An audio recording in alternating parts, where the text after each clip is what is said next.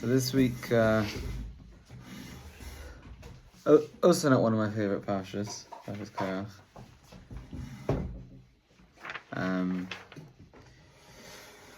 There are very brutal truths which we're confronted with, which we know, Klal Yisrael, despite our best efforts and we try and do the right thing, sometimes things can go so wrong as it coming to a point where Hakadosh Baruch Hu has to create a new bria, whereby the earth splits and swallows up a whole bunch of Yidden that, despite what they did, are Kolam Kadoshim. But the Noam Elimelech offers some very powerful insights, even so far as to understand, for us to appreciate who Moshe Rabbeinu was in spite of everything going on and what was going on for Moshe Rabbeinu during the machlokes with Korach. So, it's interesting enough, I think this is one of the parashas that he's got the most perished on from what I've seen since we started the Vayikra, since we started the Chabara. And there's a lot to talk about. So let's start where it starts Vayidaber on the right hand side, the second paragraph down. So Moshe Rabbeinu talks to Korach and Adosai, lots of people. Korach and the 250 zekeinim. And he said like this: in the morning Hashem will know those who belong to him, and those that are considered to be Kodesh, and he will draw them close. So Moshe Rabbeinu is talking to Korach and to everybody else, and they're all saying, why you rather than me? Kolam Kadoshim. We're all Kadoshim. We all said the Hasina. We all said Na'aseh Nishma. We all had Donei Hashem Elokecha. Why are you more than us?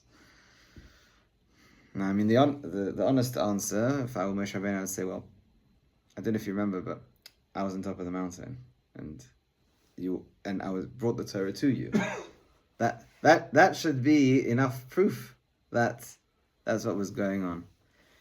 And particularly, we're talking here after the Chet HaEgel, and after Moshe Rabbeinu davened for 40 days, and then for another 40 days, and then for another 40 days, and came down with the set of Luchos. And one would assume that the answer is a pretty simple one. But a story is told. I'm not going to mention the name of the Achron, because every single time I say a different Achron, I get it wrong. But the story is told of one of the more recent Achronim, who was sitting, he was sitting in an audience giving a share or something, and I think it was that somebody came over to him after the share, somebody who didn't appear to be too religious, and he asked him one question and other questions, and they were good questions. But they were questions that this particular God, I think it was the Chazon Ish, had experience in answering them, and he knew the answers, and his Talmidim had even heard him giving the answers even to them, either to them in Shmuzan or as you know, in other circumstances. And he didn't answer this fellow. He didn't give him any answers. They said to him, "Oh, I didn't understand. Why didn't you answer him? You just let him." He said he wasn't looking for any answers. He was just looking for questions. Moshe Rabbeinu could have given Korach the answer. It wasn't about having a debate with Korach. Korach wasn't interested. Korach wanted one thing only. He wanted to have the kahuna, and he wanted to basically disprove that Moshe Rabbeinu had a claim to fame or had the right to be in his position that he was in. And so therefore Moshe Rabbeinu understood and knew that this has to be something practical, because this person isn't going to accept anything else. And unfortunately, even though it was one thing and another thing, that didn't even seem to help either. So, says the Noam Elimelech, Perush, what do these words mean? Hashem will know. What do you mean Hashem will know? Hashem always knows everything that's going on. Hashem knows now who is Kodesh Elav. Why wait till the morning? So he says this is not the simple pshat in the pasuk. Perush, Loi kedivrechem, not like your words, Korach and your cronies Well, he didn't use those words, obviously, but that it's because of you that I've been elevated to the status. So there's a powerful drush somewhere where it explains that that b'schus Klal Yisrael, b'schus the 600,000, Moshe Rabbeinu was able to attain the level that he was on. But it doesn't mean that Moshe Rabbeinu doesn't deserve credit for the work that he did, that he didn't put in any work. It's not like Moshe Rabbeinu woke up one morning and suddenly he was Moshe Rabbeinu. Many years of hard work. Moshe Rabbeinu fled Mitzrayim when he was 18. And where did he go for 62 years? He only comes back to Mitzrayim when he's 80. The Midrashim that tell us places that he went, things that he did. But definitely for a good part of them, he spent in Midian. I don't know if it's the majority of it, but for a while he was in Midian. And it's almost the utopian environment and surroundings for somebody who's going to become a manig of Klal Yisrael to be a royet sign. We find that the Ovis were royet sign. We find that Moshe was a royet sign. We find that Elimelech was a royet sign. What is this about royet sign? What's this powerful thing? Well, Bashkafa Rishayna, there are two things, very very strong things that somebody gains with being a royet sign. First of all, he has to take care of sheep, a lot of sheep, every single one of the sheep, especially if he's working for somebody else. At the end of the day, count the sheep, make sure that he's coming back with the same amount of sheep that he left. And what that means is, for example, by Moshe Rabbeinu, one of the sheep ran away, and he went into the mountains, and it wouldn't be so difficult for Moshe Rabbeinu to say, look, there's this one sheep, he just ran off, I looked for him, couldn't find him. But no, Moshe Rabbeinu, well, I'm not quite sure how it happened, because obviously he must have left the rest of the flock in order to run to themselves, but I wasn't there. But obviously somehow he managed to figure it out.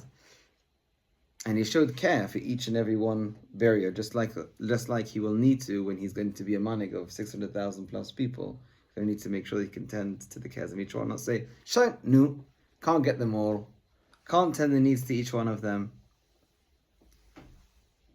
And the second thing that you gain is you're away from other people. You've got a lot of opportunity for self-reflection, for esboidus, for keshev, a lot of time to think and to spend, which was very important for Moshe Rabbeinu to reach the level where he reached.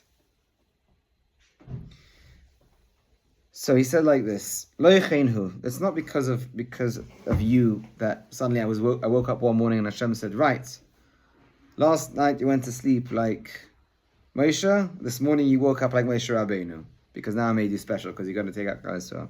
Lo yechenhu, he says, Ki imachmas shenahakti atzim b'derech hazeh. Because this is how I made the decision that I'm going to live my life in the following way. Take it from me, when I woke up in the morning, says Moshe Rabbeinu,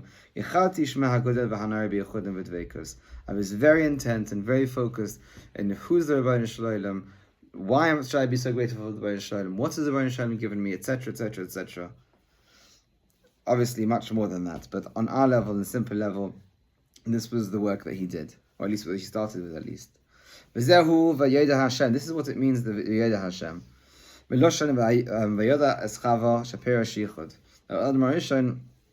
he married Chava, there's a concept of V'yoda es Chava, because they became very close. And when you become very close with somebody, there's a concept of Yediyah. And what does Yediyah mean? What does Yediyah mean? Yediyah means to know something. It's not like if you've got a friend or family member, and they do something, and let's say you've not known to judge this person very favorably. They say, I know you. I know what you wanted to do. No, you probably don't really know, but people say that often because what that does for them is it's a cop-out because they're lazy and they don't bother trying to ask the person and say, this and this happened, or you did X, Y, and Z. Can you explain that to me? Because I don't understand what happened. And the person will most likely paint a different picture, but only if you make space for that person. If you put everything that you think and the thing that you know aside, and you come there completely open to, maybe the most ludicrous story, but you're open to receiving it. You can then work on it and think what you want to take from them, what you want to accept and what you don't want to accept.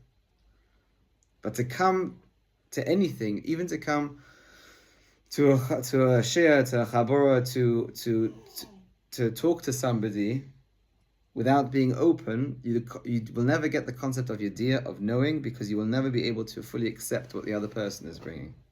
It's a very, very important thing in connecting with other people, whether it's connecting in relationships, whether it's connecting in chavosas, in learning, in schools, universities, work, wherever it is. And this concept of ayoda is a concept of making room for somebody else. That I am I, and I am not losing who I am, but it doesn't have to come in the way of being able to listen. We've always got a lot of I'm talking about myself, I've got a lot of noise in my head the whole time.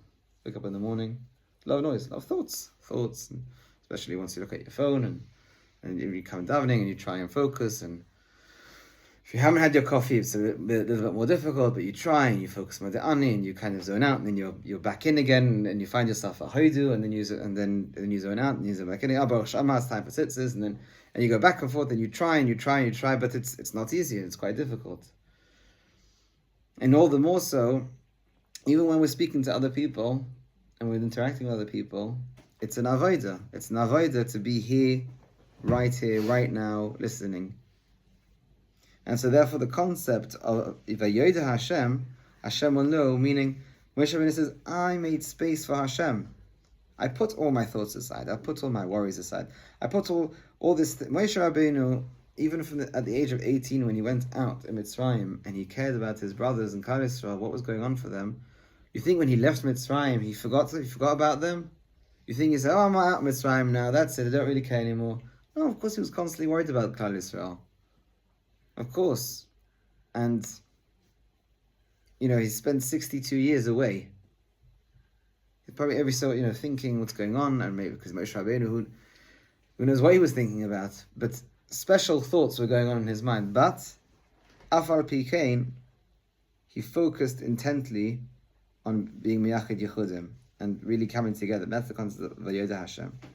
V'zehu boiker, and this is what means boiker. Boiker v'yoda Hashem eseshaloi, meaning boiker, when it came to my morning, every morning, sheyichadati Kodesh Baruch Hu v'shchentei, that I especially focused intently on the concept of Kodesh Baruch Hu, Kodesh Baruch Hu v'shchentei, which is another giloi of Hashem, im ha'ilamos, with all the worlds in which Kodesh Baruch Hu v'shchentei megala themselves, and which way they megala themselves, how they interact with this world in certain times of the day, in certain times of the year, etc. Ves HaKodesh. What does it mean, Ves HaKodesh in the pasuk? Perish dat tzadik achakach mekadesh atzum machshavas taharis. That by doing that, by focusing on Hashem, by completely negating the self, completely negating where we're coming from with all our worries and even the things that we're happy about, everything to clear away completely and make space just for Yichud Hashem. We are, kavyochel, in a certain sense, fertilizing our mind to be able to now sprout machshavas taharos, or the tzaddik does. But hikrav elav, and it says that Kodesh Baruch will bring him closer. Perashem atzmai Hashem yisbarach b'fanav. Yes, it is true. It is true that when we focus on Kodesh Baruch Hu, when we're making brachas b'racha to Hashem, Yod Kevovke, Adon HaKoyah, we're focused on all these things. It is true that we have to put ourselves aside, but we only put ourselves aside. We don't destroy it. We mustn't destroy ourselves. We mustn't negate ourselves. We mustn't say, like ich bin agonished, or that we're nothing. No. We are doing something so precious and amazing every single time we make a bracha. Shemona Esrei 19 times. That say the Shosh Avodah says that throughout the day we say HaKadosh Baruch Hu's name, one way or the other, Yud Kevovke or Lekim or Kale, 600 times a day. It's a very sobering thought. Because even for 10% of those 600 times, my mind was present in saying it and having kavanah, I'd be happy. But we have to give Devach Cheshbon after 120 as to why any of the 600 times we weren't there and that our mind was somewhere else. But coming back to what we're saying, yes, we're putting ourselves aside, and yes, we're focusing on Kodesh Baruch Hu, but all that's doing is preparing us and literally jump-starting us for the rest of the day where our thoughts need to be. Once our minds have been places which focus on Adon HaKoyah, Haya Haya V'Yiyeh, Baal HaKoyches Kulam, once our mind has been a place where those thoughts have taken place, this mind can now be a place where other special thoughts feel comfortable to come into. And therefore, Mekarav Atzmai means you bring in yourself, your whole self, who you are. Hashem Yisbarach Lefonav.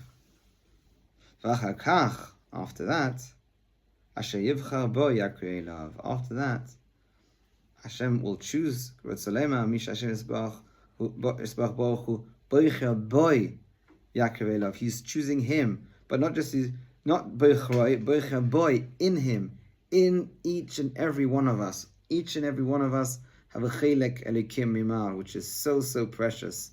We can't even fathom how precious it is. If we would know how precious it is, the neshama would probably leave the guf, because the neshama would have a full cognition of who it is and that it doesn't belong in this world. We don't belong in this world. We are malachim having a human experience, but as we grow up, the two of you will know more than I do, we think of ourselves as we have a neshama, or some kind of distant relative cousin that we think about from time to time. But the neshama is us. It is us. Forget about it. Forget that it is us. It is who we are. And through the years of what we've gone through, and what we've learned, what we've seen, we develop our personalities, but deep down, we all have the same will to come close to Hashem. And Hashem chooses that spark. He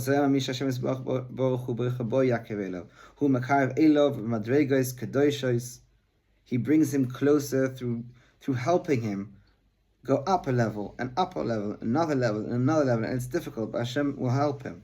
Moshe says, not like what you say,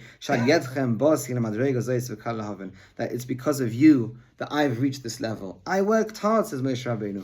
Moshe Rabbeinu was an onav. An onav doesn't mean somebody who says that I'm nothing. An onav means somebody who says, yes, I worked hard. But it's not all attributed to me. Hashem helped me, but I worked hard. I had to put in the hours.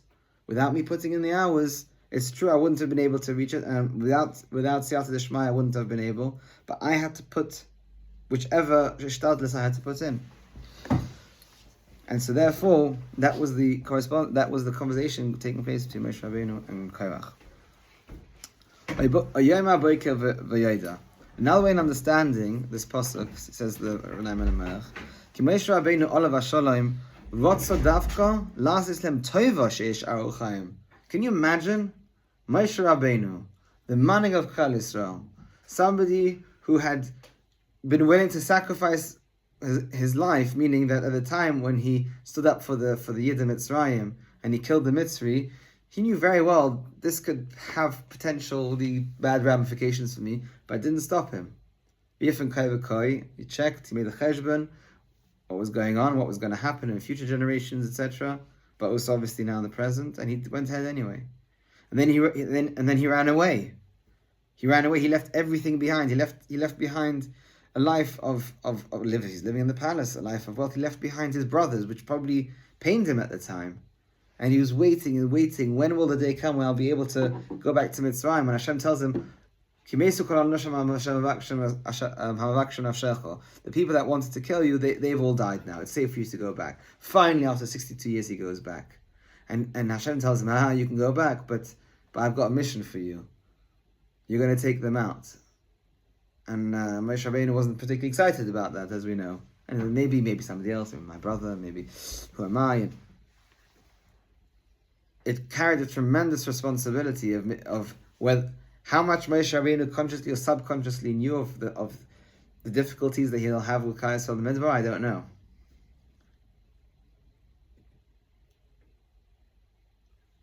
But he finally comes to Mitzrayim and he finally takes them out, and he works and they go through the Makkas and Kriyas Yamsuf and the Mon and then on their Kavod and all these things that are happening in Matan Torah and the Egel, and just thinking about these things, I'm going on an emotional roller coaster of what went on for the manning of Klal Yisrael, and how he had to base the numerous times that he said, please forgive them. If you're going to kill them, then kill me. I don't need to be here without them. All these, Moshe Rabbeinu was so devoted. You would expect, okay, fine. don't say thank you. It's like, I don't have a problem with people not saying thank you, but when I do a table for somebody and they don't say thank you, they complain. That's what I have a problem with. And Korach here, Korach's not coming himself. He's not content to coming himself. He needs to get backup. Come with his wingmen. But he got nearly half the people to back him up. 250,000 people. 250 zekeinim. Yeah, and each zekein had apparently 1,000 students. I did not know that. So that's 250,000. Of the men. Yes. Because 600,000 is only men. Yeah, it's like 40% of the men. Yeah. Between the age of 20 and... Yeah, and I'll tell you something even more than that. I don't know if you recall, but we spoke a few weeks ago about the concept of a Gilgal, of reincarnations, and that somebody said that they remember that they were part of Klal Yisrael in the times of the Midbar, and they remember the machlokes of Korach and Moshe.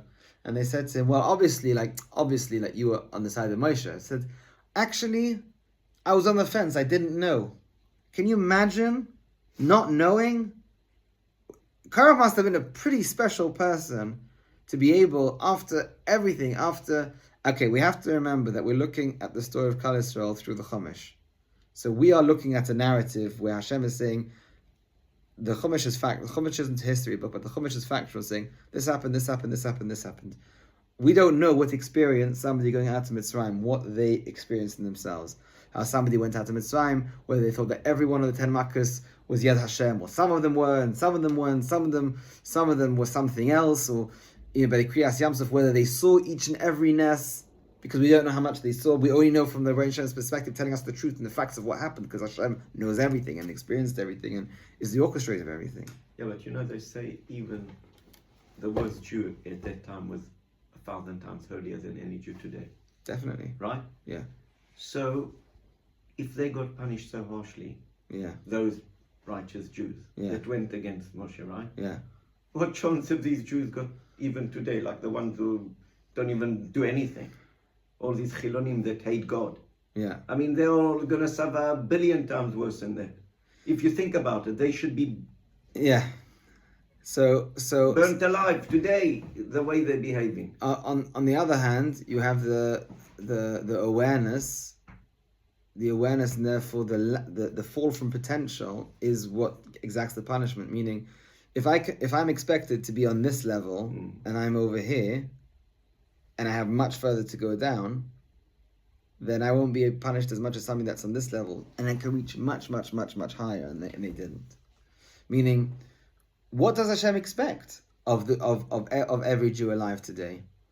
All I know is that it's been said by Rabbonim, I think more the Achronim and later Achronim across the spectrum, the Litvish world, the Hasidic world, the Sephardi world, that a Yid today, just having Emunah Pshuta, just even getting out, making time during the day to daven, to learn, to read a piece of something and say, I didn't understand that, let me try that again. Just that decision to say, I didn't understand what I just said, let me do that again, may be considered even more special than the Bali Atoisus themselves. Okay, but that's only 10% of the Jews, or 20%. That's what about true. The other 80%? That's they true. Don't do nothing. And not only they don't do nothing, they actually hate the religion. Yeah. So what about them? They're trying to kill they're trying to destroy the religion. Never mind, it's not like they accept it, they just don't want to be part of it. Fair enough. Yeah. Like they have nothing against it, they just don't want to take part. They're actually fighting it. They're fighting it because deep down, they know this is something which I should be doing, but it's a lot easier to fight it than to be it. I don't know. I have every year there's a Chelek Elokim Imal. The difficulty comes when we have... Bagatz just ruled that every yeshiva one must go to the army, right? And they cut all the funding. That's what they're saying anyway. Yeah. So, I mean, what does that mean? I don't have the translator. I don't have a translator to understand these events. I wish I could. That's like worse than Nazis. Literally, they are Nazis. I wish I could understand. I wish I could understand the purpose of something. They're trying to get rid of the religion. Literally trying to get rid of it. That's what they're doing. So I mean, there's an element of trying to understand where is this coming from? Where should this how can their will be so strong that they can fly in the face of understanding that this is a partnership. It's a partnership between those standing on the front lines, the physical front lines, and those standing on the spiritual front lines. So why are they so blind? I mean, they're supposed to be because quite they can't see. people. Because they can't see. All of them. They're all blind. Every single one of them. They are intelligent by the measures by one measure, but stupid by another. They must be really stupid. I'm saying the fact that they went to university obviously doesn't mean anything. University means that they can parrot back the text in which they saw. Yeah. And they can show some own initiative. But see, that's what we were talking about earlier. This concept of hisbodedus is very essential. It's essential for every year. And it is actually what the Shemona Esrei was designed to do. Shemona Esrei was designed to let you focus on certain topics, push everything else away. Hashem sposai tiftach ufiyaged tilasecha. I should be completely focused to you. Notice that at the end of Shemona Esrei, it doesn't say Yerosoin Emrefi v'hegyon sichli lefonecha. It says v'hegyon libi lefonecha, and that the direction and the logic of my heart. What's logic of heart? What does logic of heart mean? Logic is in the brain, not in the heart. What it means is that the connection that my brain, which is the logic, and my heart are fused together, and that they're driving, and we're here. We're both here. We're both connected to be here, to be on this journey, which we call Shemona Esrei, the Amida, and hisbodedus with Hashem. And what that allows for you to do, just like we saw a second ago, it allows you to push everything you think you know, put it in a box, leave it there for a little bit. We'll come back to it later, but right now, let's live somewhere else. Let's live somewhere else for 3, 4, 5 minutes, each of the Shemona Esreis. If only it took me 5 minutes to daven Shemona Esrei.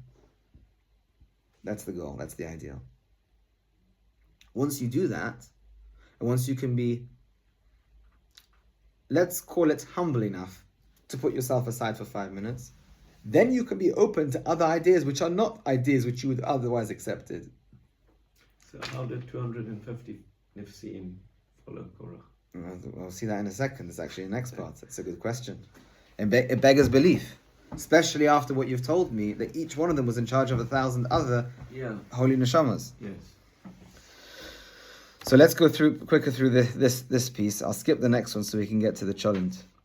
So Moshe Rabbeinu wanted them to stay alive, despite all the anguish they were causing, all the trouble they were causing, and all the mechshar they were causing to the rest of Klal Yisrael to sin. They should wait until the morning sun comes up. That's the time when the Rachman of Hashem is the strongest. And the Chesed of HaKadosh Baruch Hu becomes revealed. When the Chesed becomes so strong, even if a person is chayiv and he's a bad person and he's doing something bad, because HaKadosh Baruch Hu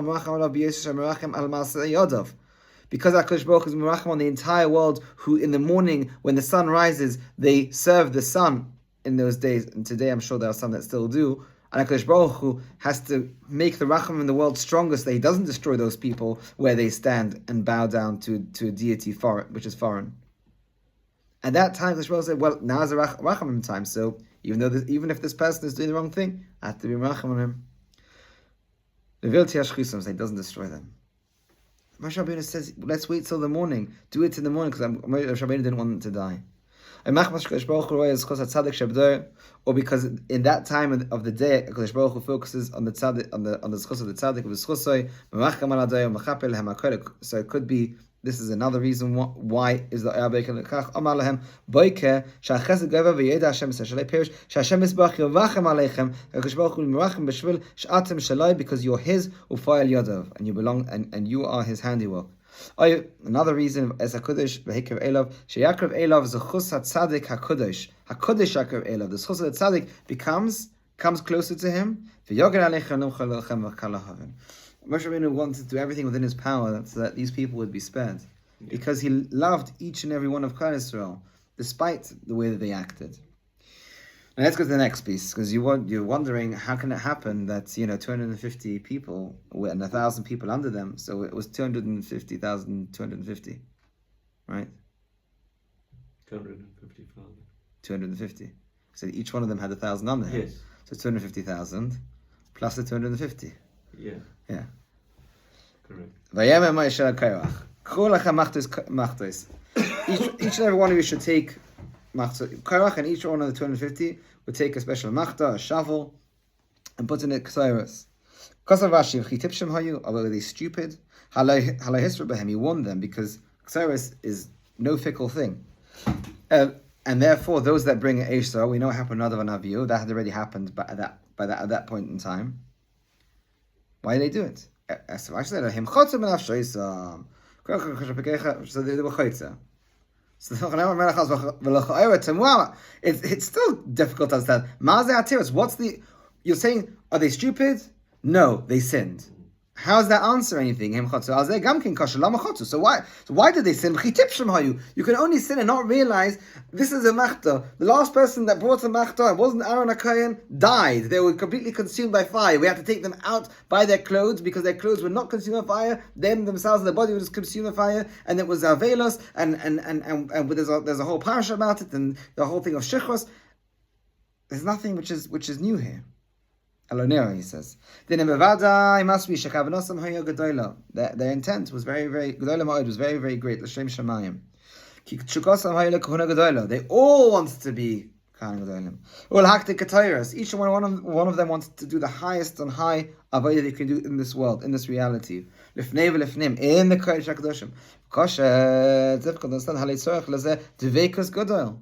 You need to be able to actually cling to Hashem with absolute perfect devotion and commitment. That's what they wanted to do. They were the head of the Sanhedrin. They were already on a very elevated level. Only the special people were picked to be Rosh Sanhedrin. So they were on this journey and on this path.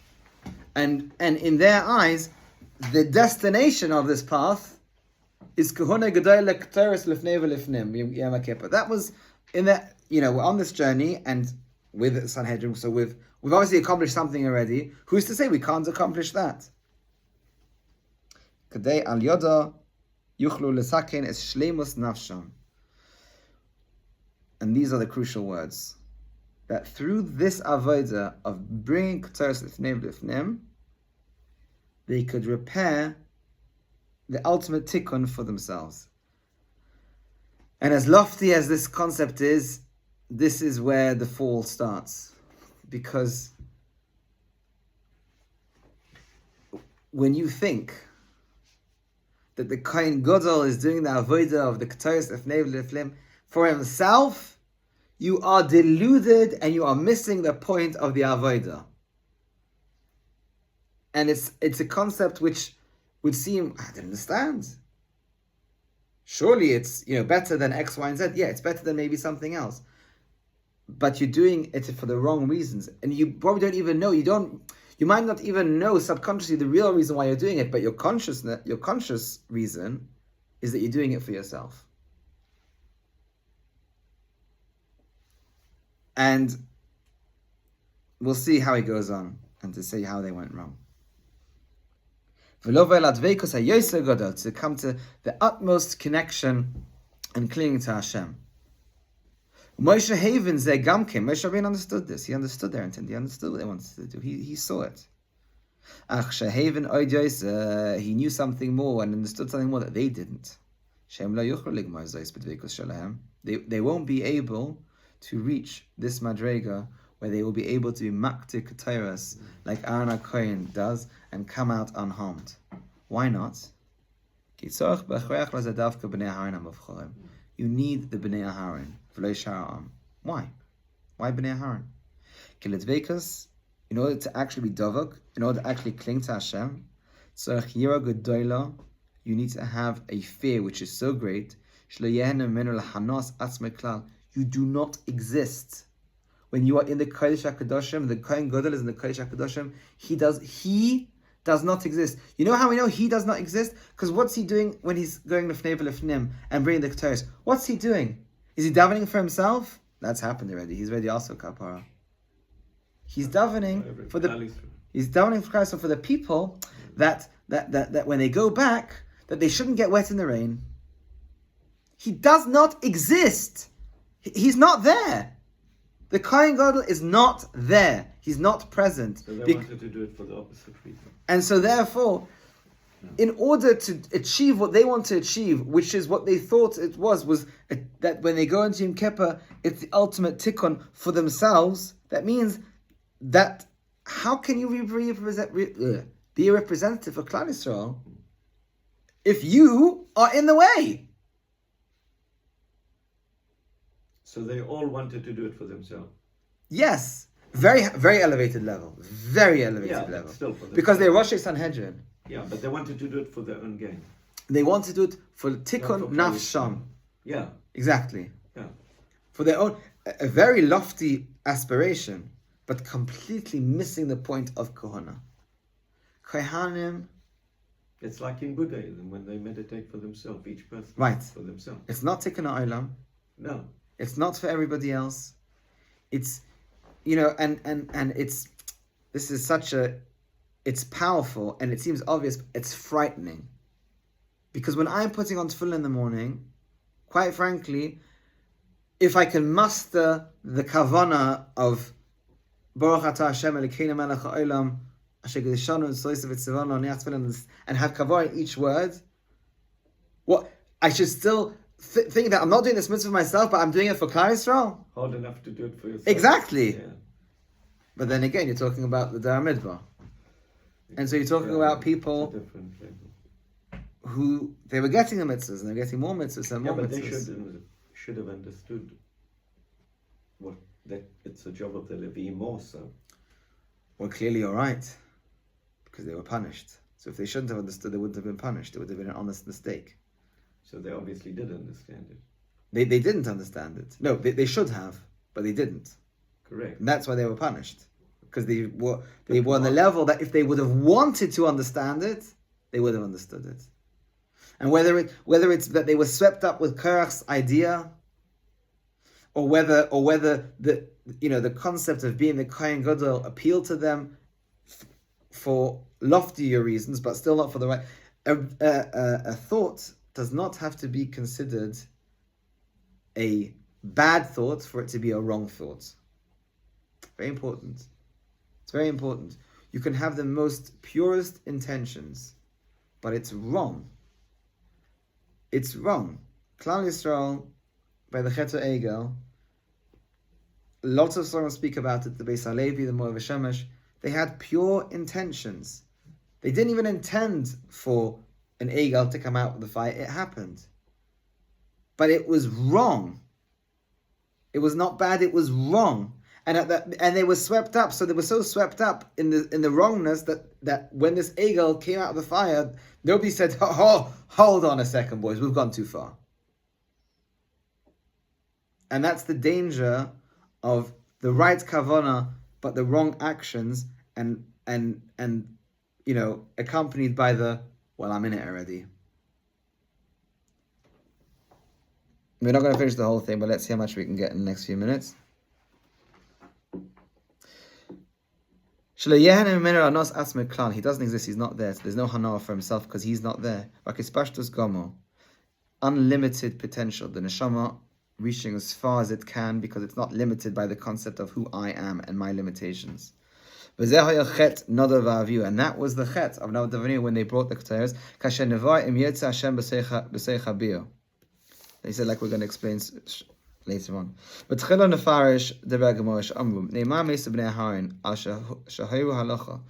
Bnei Haran die? Because her halacha. What does it mean that they pass the halacha in front of their Rebbe? How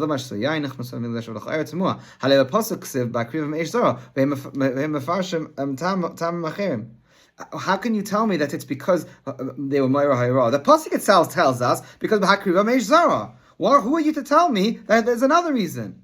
No, that they brought they brought a personal eish. They put themselves in there. Yes, they're eish, and it's an eish kodesh because their intention is pure. But it's an eish which there is a self within it, and a real eish, a proper eish which Hashem wants, is an eish that comes from the only self that is there is the spark that ignites the fire. Once the fire is lit, we let it expand. It's how you know when people, they're dancing Simchas Torah, whatever's going on, or by Mesibas Chanukah or something, and it's going on, and they're getting upset that somebody's singing another song or something. Because it's not about the Eish Kodesh. It's about the Eish Hediot. It's about the fire that it's my fire. It's my fire. It's my God. My doubt. There is no I. There is no me. There is no. This concept of Dveikus is the only you that is there is lighting the fire and how you light the fire. But after that, let it spread.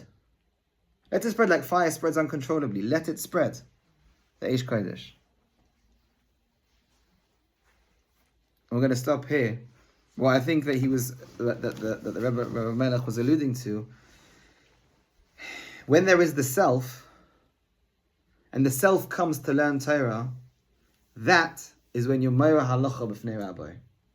Because you have not made space for your Rav, and if they would have listened for a second and not brought themselves in it, and realized that their place right now is in front of Moshe Rabbeinu, is to take it in, take it in, take it in, take it in.